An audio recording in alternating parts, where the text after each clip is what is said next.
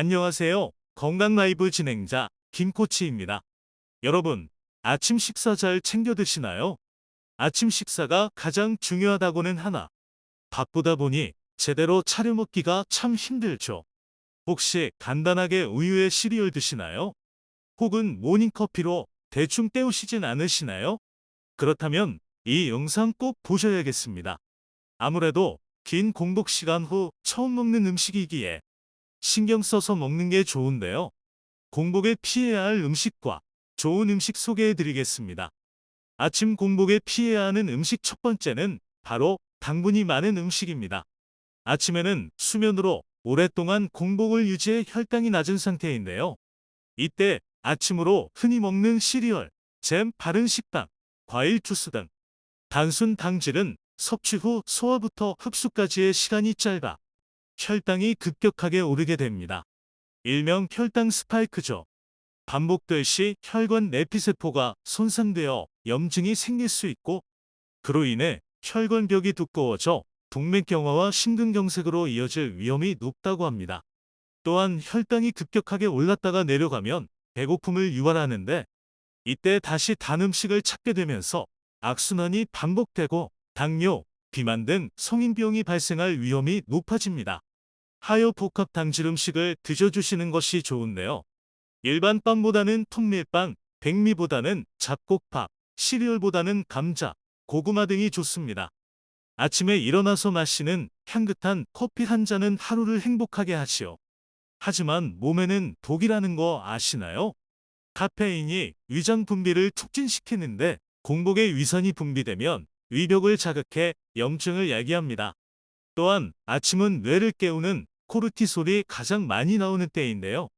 여기에 커피에 카페인까지 더해지면 과도한 각성 상태에 빠지게 되고 그것이 반복되다 보면 코르티솔을 적게 생산하여 카페인 없이는 잠에서 깨어나기 어려워지게 됩니다. 이렇게 카페인에 중독되는 거죠.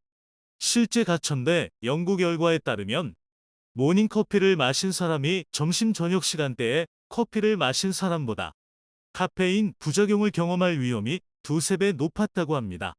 이를 방지하기 위해서는 기상 후 1에서 2시간 후에 마셔주는 것이 좋습니다. 기상 직후엔 커피 대신 체온보다 약간 낮은 30도 정도의 미지근한 물을 마셔주세요. 자는 동안 땀과 호흡으로 체내 수분 소실이 높아 아침엔 혈액의 점도가 높아지는데 이때의 물 섭취는 혈액의 점도를 낮춰 심혈관 질환 발생률을 낮추며 혈액과 림프액의 양을 늘려 몸속 노폐물을 배출되도록 돕습니다. 또한 장운동을 촉진시켜 배변에 도움을 주기도 합니다. 자극적인 음식도 점심이나 저녁으로 미루어 주세요. 살찔까봐 저녁에 열심히 참고 아침에 몰아서 드시는 분 많으시죠? 매운 음식, 탄산음료와 같이 위를 자극하는 음식은 아침 공복에만큼은 피해주세요. 귤, 레몬, 자몽, 오렌지 등 산도가 높은 과일도 주의하셔야겠습니다. 유기산, 주석산, 구연산 등 다양한 산 성분이 들어가 있는데요. 귤의 산에 위산도 더해져 위점막이 손상될 수 있습니다. 특히 역류성 식도염이 있으신 분들은 피하셔야 합니다. 위장이 예민하신 분들에겐 생채소 샐러드는 복부 팽만감 등 위장 증상을 유발할 수 있습니다.